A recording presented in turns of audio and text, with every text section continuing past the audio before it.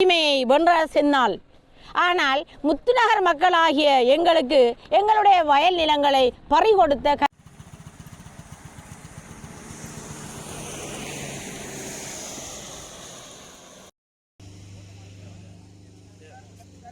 ரோட்ல இருக்கவனா இதை கொஞ்சம் முன்னுக்கோ கொண்டு வாங்க.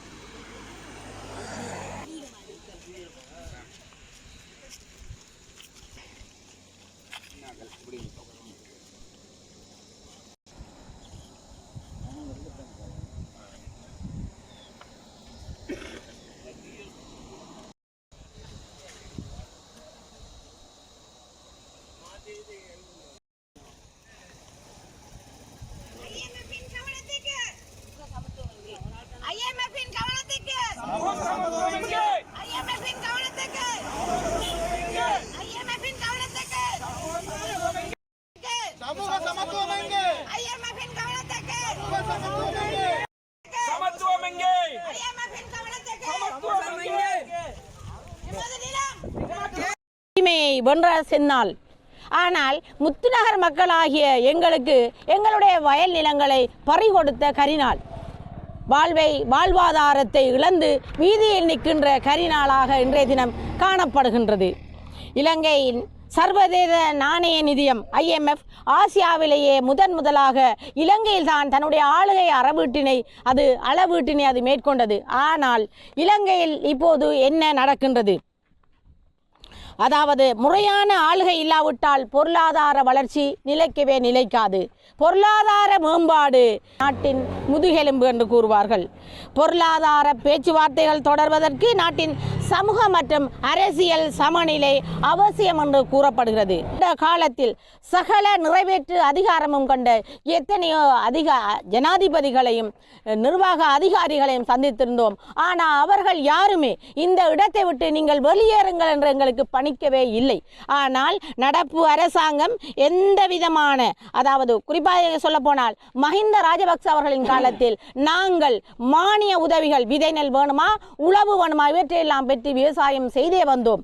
எங்களுடைய 1200 தொடக்கம் 1200க்கு உட்பட்டு இருக்கின்ற அந்த விவசாய நிலம், பக்கத்திலே கப்பத்துறை விவசாய நிலம், அதுக்கு அருகிலே உள்ள முத்துநகர் விவசாய நிலம், முலாங்குளம் விவசாய நிலம் சொல்லப்படுகின்ற விவசாய நிலங்கள் எல்லாமே பறிபோய் இன்று விவசாயிகள் அனைவரும் நடுத்தரவிலே நிற்கின்றோம்.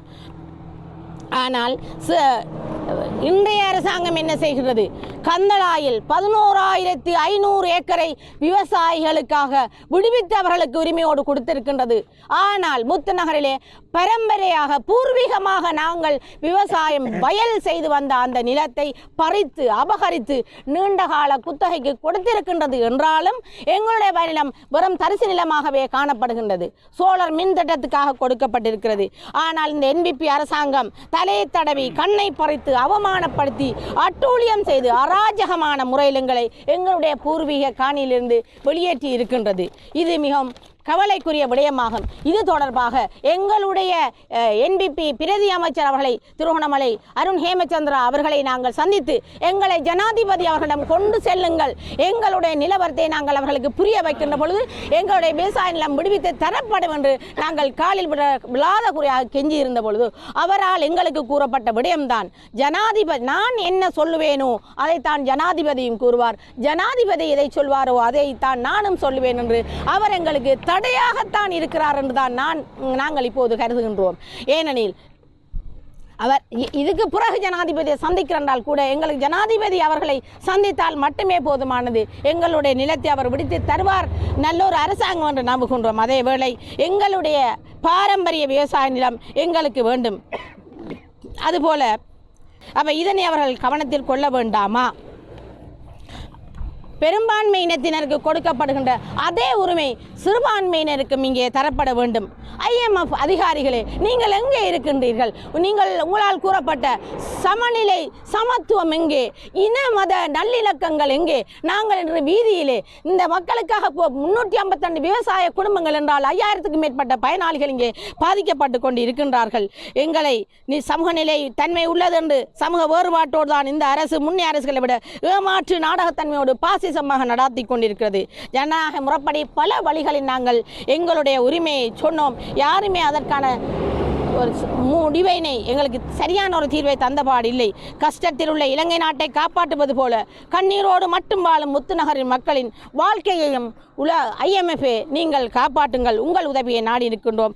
அரசு செய்யாததை IMF செய்யும் என்று முத்துநகர் மக்கள் நாங்கள் முழுமையாக நம்புகின்றோம்.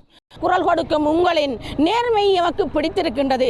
அதே போல உங்களோடு வாழும் சகோதர சகோதரிகளான நாங்கள் எமக்குமாக நாங்கள் வீதியில் இறங்கி வாழ்வாதாரம் என்று தவிக்கின்றோம். எங்களுக்கும் கொஞ்சம் குரல் கொடுங்கள் என்று உங்களை தயவாக வேண்டிக் கொள்கின்றோம். நன்றி.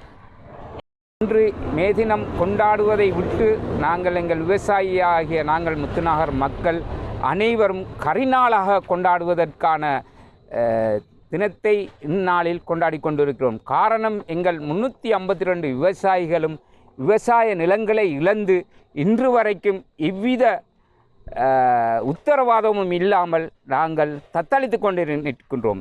ஆகவே அரசாங்கமே இதற்கான உகந்த நடவடிக்கைகளை எடுத்து எங்களுக்கு தரும்படி கௌரவ பிரதி அமைச்சர் அருண் ஹேமச்சந்திரவையும் ஜனாதிபதி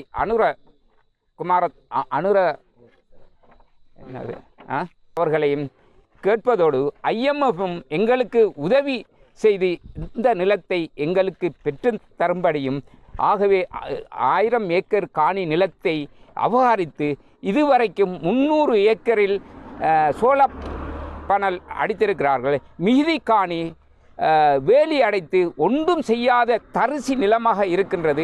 அக்காணியை சரி தயவாக அரசாங்கம் இதை மீட்டுத் தரும்படி தாழ்மையுடன் கேட்டுக்கொள்கின்றேன். நன்றி. ஜனாதிபதி அவர்களே, முத்துநகர் 352 விவசாயிகள் சார்பாக நான் கூறப்போகின்ற விடயம் என்னவென்றால், 1972ஆம் ஆண்டு இருந்து தொடராக பரம்பரையாக வேளாண்மை செய்து வாழ்ந்து வந்தோம். திடீரென 2024ஆம் ஆண்டு இலங்கை துறைமுக அதிகார சபை எங்களது காணிகளை விட்டு வெளியேறுமாறு உத்தரவு விட்டு சூரிய மின்சக்தி திட்டத்துக்காக காணிகளை பறித்து கொடுத்துள்ளார்கள். நாங்கள் இன்று நடுரோட்டில் நிற்கின்ற நிலை இருந்தாலும் நாங்கள் மாவட்டத்தில் உள்ள அதிகாரிகள், அரசியல்வாதிகள், அது மட்டுமல்ல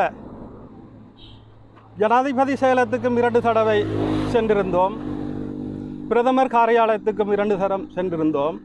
அதன் பயனாக இங்கு பிரதேச செயலகத்தினால் எங்களது தரவுகளை மேற்கொண்டு இந்த 6 மாத காலங்கள் கடந்தும் பாராளுமன்றத்தில் பேசப்பட்டுள்ளது. மாற்றுக்காணி உங்களுக்கான இந்த போகத்துக்கான நட்டஈடு என்ற விடயம் பேசப்பட்டது. ஆனால் 6 மாத காலங்கள் கடந்தும் இன்னும் எங்களுக்கு ஒரு தீர்வும் கிடைக்கவில்லை. நாங்கள் எல்லோரும் 352 விவசாயிகளும் மிகவும் கஷ்டப்பட்ட வேதனையோடு இருக்கின்றோம். இந்த அரசாங்கம் எத்தனையோ நல்ல விடயங்கள், இந்த புயலால் பாதிக்கப்பட்ட, இந்த வெள்ளத்தால் பாதிக்கப்பட்ட மாட்டுப் பண்ணையாளர்களுக்கு நட்டஈடும், அது மட்டுமல்ல ஏனைய விவசாயிகளுக்கு, வெள்ளத்தால் அளிக்கப்பட்ட விவசாயிகளுக்கு நட்டஈடும் கொடுத்து எந்த ஒரு ஜனாதிபதியும் செய்யாத ஒரு அளப்பெரிய சேவையை செய்துள்ள ஜனாதிபதி அவர்கள் எங்கள் 352 விவசாயிகளுக்கும் கூடிய சீக்கிரம் நிரந்தர தீர்வை பெற்றுத்தருவார்கள் என்று கூறி விடைபெறுகின்றேன்.